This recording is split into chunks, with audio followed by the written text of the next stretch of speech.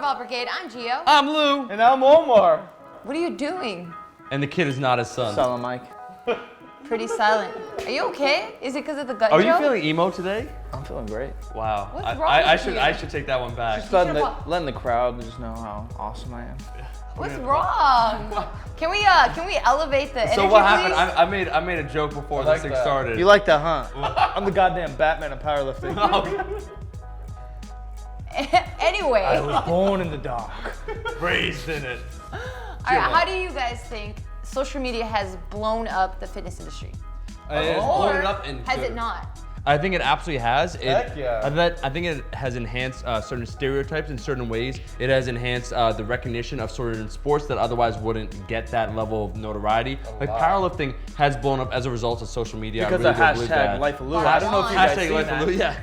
Been instrumental. No, but like Bart. Hi, Bart. A lot of individuals brought some attention. Like Mark Bell's been talking about powerlifting for a lot of years, and it just reached that like critical mass where it was a very niche sport. The tipping point, yeah. Yeah, it still is. Tipping point, Malcolm Gladwell.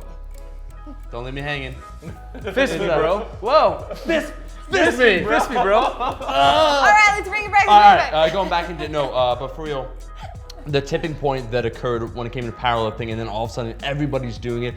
That would not be possible if we didn't have social media. Now there are bad things, like there are more. I'm not gonna name the people with it, but there are a lot of scammers, right? Trolls. Yeah, trying to sell shit though. As a result, giving those false, like giving illusions, like promises that they can't deliver to young individuals, right? They'll be like, oh, you just got to do this, and you're gonna get the results. And so they use their image to influence this. So it's a lot of the same old tricks from like the magazine era where we all when we first started out, where all that bullshit. So it's blown up very good things, I think, like sports that deserve more recognition, as well as a lot of bullshit. So it's good and bad. And let's be honest, everybody now has to tell you what the fuck they eat, like what they lift and stuff. Especially I blame myself. Instagram. I blame myself too. Instagram's really popular for fitness. I don't know, like percentage it's analytic breakdown. Disproportionately popular for a social media platform. For fitness. Instagram is very fitness based, and I don't know why, but I think it is imagery, bro. Maybe, but even lifting wise, like you said, powerlifting, like everyone posts their lifts, and whether the PRs or not, and majority of it is positive, and I think the majority of all of fitness media, YouTube, Snap, Twitter, whatever, follow us all, is pretty good. Sound like 2Ks on Instagram. Most of them are, the majority is pretty positive, but anywhere there's gonna be negativity. Yeah. But I think it has helped the growth, but I do think it would grow almost regardless. Because people are sick of they're sick of running. It's mindless. So you're saying it just accelerated the growth then? Yes. Yes. But the growth is going to happen, and the growth is not going to stop with barbells. Barbells are taking over the world. Yeah. There are more people, like for instance, in probably the 90s before social media, there were more people lifting weights in general than in the 70s, right? That was a very niche thing, or in the 50s. I do agree. It's always been on the up and up. 90s women started to get into it. In 50s it was only weird meatheads, and then now everybody knows about barbells. Yeah. Lou, what do you think, bro? I mean, I think that, like you said, I think it's contributed a lot to the fitness industry. But again, there is a good and a bad side, like you were saying. I think that a lot of people abuse the fact that they're able to like market and put anything that they want, and people are gonna believe it. A lot of people who don't know a lot about fitness or health in general, they're just gonna believe the first thing that they see, and they're gonna fall into that. I mean, that's why we always tell you guys to do a lot of research, and before you do anything, just do your own research and like make sure that it's not just like some random shit that they're kind of like trying to sell you, because a lot of times it is. A lot of times it is, and it's just like things work differently for everybody, and unfortunately it's a trial and error sort of thing that you have to do. But I mean, I think it's also really positive because it markets like CrossFit, powerlifting, the Highland Games, weightlifting. Like even with like hook grip, they have like really cool videos. I watched those. The best. It's just really exciting when you're watching like a 15-second video. You're like, oh my god, this is so cool. And people look builds interest. Yeah, I mean, people look at that and they're like, cool, like I want to do that and I want to try that. And I think that's exactly what it's done. It has motivated and inspired people to actually try to do what they see on social media. That's great. When you guys are talking about the negatives that it has brought upon, I guess, certain types of fitness industries, what exactly are you guys talking about? Are you guys talking about like supplemental use? Are you talking about like movement? I'd say like stereotypes. right? For in the 90s, even when I started powerlifting in the early mid 2000s, it was like weightlifters are like the weird hipsters, powerlifters are the dumbasses, and bodybuilders are like the gay whatever, you know, like just stupid stuff. And they all hated each other for no reason. And then same with CrossFit, everyone hates them, but they don't know why. And then strongman are the weirdos, Highland Games are wearing skirts, whatever it might be. Wow. I just made all that up. But that was real. Sounds so reason. no, but it is like that. But then also, so those weird stereotypes that the internet just does because it's a glimpse of everything. Then like Omar was talking about scams and people taking advantage of their viewership, mostly supplements, even a program like, hey, 13, you know, 4 inches on your arms. Did you get the same results I did? It's like, get jacked. It's like meanwhile you haven't included the fact that you're on trend and you're trying to sell like a 12-week program to grow your arms by like 2 inches. I'm just gonna say quickly, I think the balance has to be that with great, you know, powers, Peter Parker's father, or actually his uncle Ben. Uncle Ben. Yeah, his dad was dead. Yeah, dead. R.I.P. Mr. Parker. But with great power comes great responsibility. I think with the amount of influence that social media has, you owe it to everybody out there to try and give good information. That's what we try and do. We just try and keep it real. We don't try and like sell you guys anything. But like, I think the problem are the individuals that look at social media and what they do. They don't have the passion, and so they're in it for the quick buck, right? So they're using the same template that has existed for a long time, using the fears of insecure young men, right? If we're talking about from the male perspective, and ladies, same thing, in order to sell like supplements. So they'll say like, hey, are you tired of feeling like this, like doing like this? I got these results. Like, yeah, take this results. We all saw that. There's actually, it's been going on since like the 60s when bodybuilding, because they're preying on those kids, right? Lack of experience, lack of knowledge. Yeah, and so it's even worse, I feel, with social media, because I just see like a lot of like cookie cutter programs, supplements, again, that don't work. Yeah, and I think it's worse in terms of social media, just because you get a really intimate connection with, you know, these people so that they you're know, following. like, and trust you, and then you sell them bullshit. So I was gonna say this last one is kind of like similar to what Omar's talking about. There's the stereotypes, the type of scams and stuff, but then like trolling and negativity. And some of these we can't really control, but I think all of us do a good job. Is this third one we can, and you guys watching can help change the tide of this deal. Is like, there's negativity for no reason. Life is stressful. Life can like fucking kick your fucking ass. Like, why be negative when we have control not to? And everything we try to do is positive. Like, we try to be funny. Life of Lou cracks me up. Omar's trying to like spread good information. Barbell Brigade's leading by example through the whole industry. I'm a bum, but what we try to do is lead with positivity, and then when you guys lead with positivity or come back with positivity, then we grow together. We can all kind of go to the top and kind of eliminate this third where scams are going to happen. There are sadly not as good people or not as moral people in this world, and because of the nature of social media, it doesn't happen.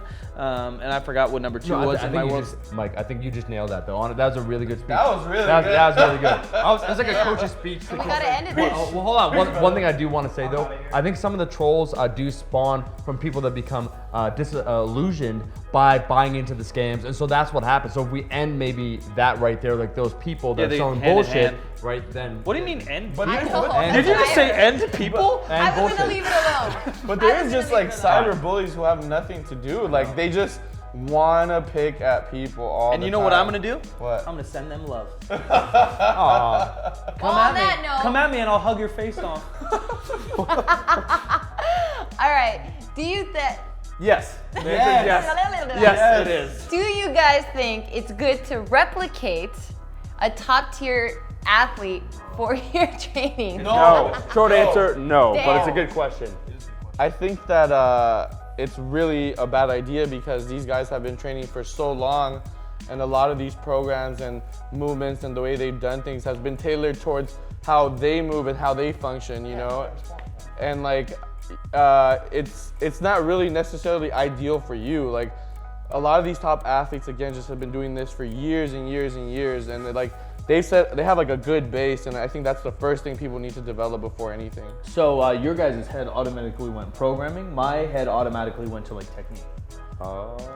So I would say if you could find someone that's built like you, I think technique might be something you might try to emulate. Of course. And then I echo the thoughts on programming. There's some things you should take. It's not like whatever they do is no chance it works for me. But yeah, like something like a small over Shaco program got so popular, even though they're just examples of those programs for different athletes, not for you.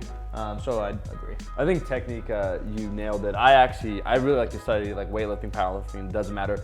Try and find someone that is similar to your build and watch them lift. I lift like Dwayne Johnson. Just 'cause we kind of look. Wow. We kind of look the same. We have the same like swag. We have the same I don't skin see it. tone. I don't see it. Yeah. Oh, you don't Put your contacts in, sister, because this shit's real. So then you're saying, so I guess I'm talking more in terms of programming. Do you guys say then that programming should be specialized and tailored to you then? Yeah, how much experience an individual has, what their goals are.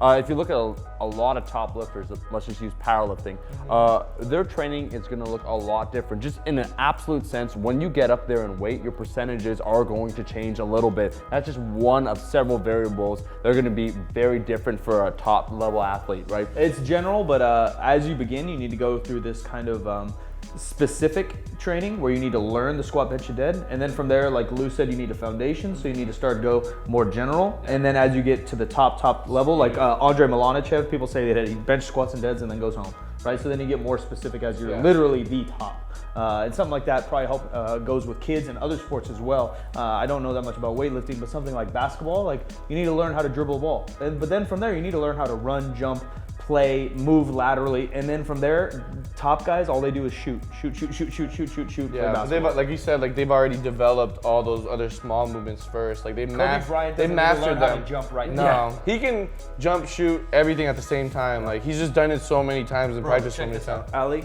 Ooh.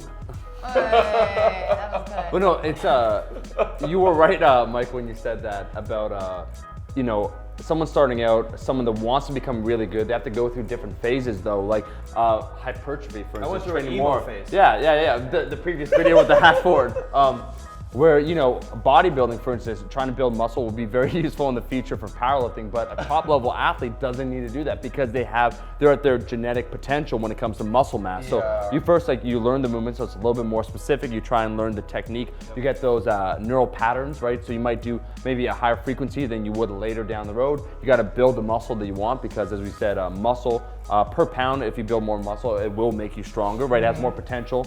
And then you got to drive in that volume to get that good quality work. And so it shifts. Your training throughout your training life actually shifts. You don't just stay the same, like, I'll just train 4 times a week, 2 times upper, 2 times lower, 3 by 5 and call it a day. Like, even though we used the term cookie cutter before, there are general principles that work for everyone. a different portion, yeah. Right, but you need to find out what works for you, and that's just experience, sadly, trial and error, or hopefully get a good coach. Yeah, and to add to that is that everyone will respond differently.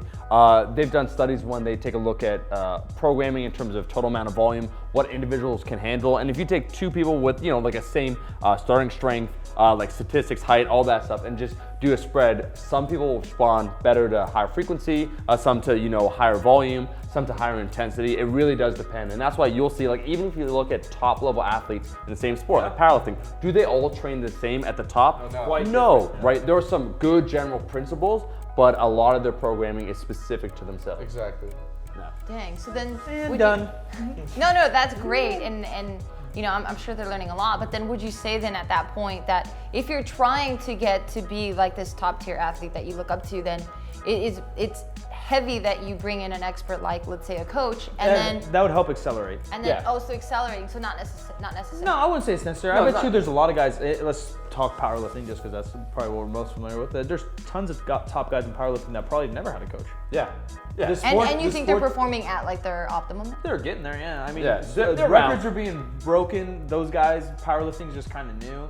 And it's just kind of a little bit the nature of the beast. The nature of the sport is just to train alone and work trial and error. But having a coach at this point, because people have already trailblazed for you, they can probably accelerate and maybe make you 10 years stronger in 9 years. You know, Exactly. it's not gonna fucking Yeah, change people, everyone's always looking for that quick fix. Yeah. Like, oh, get a coach and I'll get double the results. I'm like, hold on, but like, Yeah. it's like 5% more results maybe, Yeah. but you take that 5% over a period of like 3 to 4 years and you will get a lot more results. But like in weightlifting, It'll be 25%. I just think that with a coach, it kind of helps you like keep you on check as far as like what you're doing and how you're doing it, and kind of like an outside perspective instead of just doing things one way, you know. And I think it does. I think it will help you in the long run, and it's definitely gonna make you a lot better. And you have to also be humble enough, like have the humility as guys to accept, you know, coaching, asking someone else for advice. Let's use an example of someone everyone will know is Bryce Lewis, right? Yeah. Amazing athlete. What was his last total? 1885 to 231, right? Something ridiculous. Right? Yeah. Doesn't do his own programming, right? Yeah. He programs for a lot of people. He owns a lot. TSA, right? Yeah. The strength athlete. They do a phenomenal job, but for himself, does he program for himself? No, he gets someone else. I believe it's Eric Helms. It is to Eric yeah, Helms. to program for him. 3DMJ. To program for him. And so that's a very important lesson. If some of the top level guys are getting coaches, shouldn't you be too? And you see, it's specific once again, what Bryce does for him, what Eric programs for Bryce is going to be different than another athlete at that level, and it'll be different than what you'll be doing. General principles, that's why we say like volume, key driver for hypertrophy, like good like general things, they auto-regulate. Like good general advice we could really, really give, but when it comes to specificity, it depends on the individual. And do you want to do exactly what so-and-so's doing? Yeah. A lot of it's fun, right? We're Yeah. talking about emulating this guy, but like, what if what he does is boring? Yeah. Like, do you Right. want to squat 1,000? Maybe we all want to do that, but do you want to just have fun and enjoy this process? Yeah. Right. That's what I want to do. Yeah, a lot of that is definitely something you have to take into account. And in addition to having a coach, I'm pretty sure, and I'm talking about top tier people, or athletes. I feel like nutrition, they have like their nutrition coaches. They have like coaches for everything. Yeah. Especially Everything, our sports are yeah. kind of niche, but yeah, you go into gymnastics or you go into Michael Phelps Every swimming. Like that guy's single having, facet he has a of their stretcher, he has a freaking PT guy, he has a massage guy, he's a nutritionist. You know, he's someone reading him bedtime stories. He has a whole team of like Yeah. professionals assisting him reach like his maximum potential. Exactly. Yeah. So right now you're saying, do you boo? Do you boo? Do you boo? Boo, yeah, boo, boo, boo, yeah, boo, boo. Boo, boo. Boo, boo. All right. Well, I hope you guys enjoyed that topic. If there are any other topics that you guys would like for us to talk about, leave it in the comments below. Like the video, share the video, follow these crazy cats. Until next time.